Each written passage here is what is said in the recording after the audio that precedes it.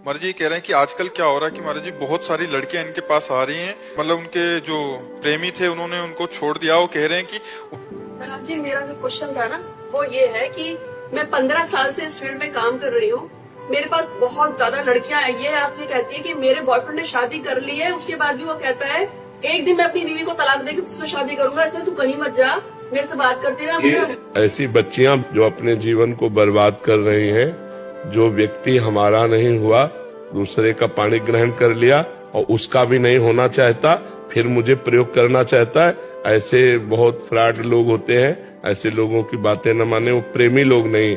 प्रेमी तो वो होता है एक बार हमने आपको स्वीकार कर लिया, अब चाहे विश्व सुंदरी आ जाए तो हम किसी की ओर नहीं देखेंगे, उसे तो प्रेम कहते हैं। अब पानी ग्रहण भी कर लिया और कह रहा उसको भी छोड़ देंगे, जब उसका नहीं हुआ जिसका हाथ पकड़ रहा है, तेरा नहीं हुआ जब उसका हाथ पकड़ लिया, अब उसका हाथ पकड़ लिया तो फिर उसका नहीं हो रहा है, तो ऐसा फ्रॉड आदमी किसी का नहीं हो सकता है। बच्चियों को समझना चाहिए, ऐसे लोगों से दूरी बना के रखना चाहिए।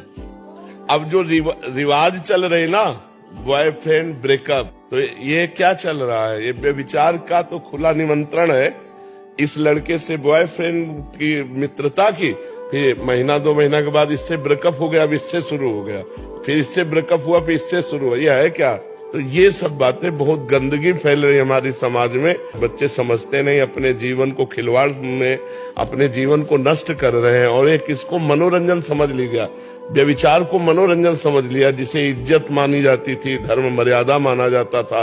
मान लो हम कहते दोस्ती पाप नहीं है, किसी से भी कोई भी दोस्ती करो, लड़की लड़के से ही कर लो, लेकिन जब तक ब्याह ना हो तब तक पवित्र रहो, और ब्याह हो गया तो आजीवन उसी के होके रहो, तब तो बढ़िया नियम है। लेकिन ये तो नहीं कि आज इसे दोस्त बनाया, कल उसे बनाया, या कल उसे बनाए, ये ठीक नहीं, इससे बहुत हानि होती है। इसलिए अध्यात्म की जरूरत है हर व्यक्ति को।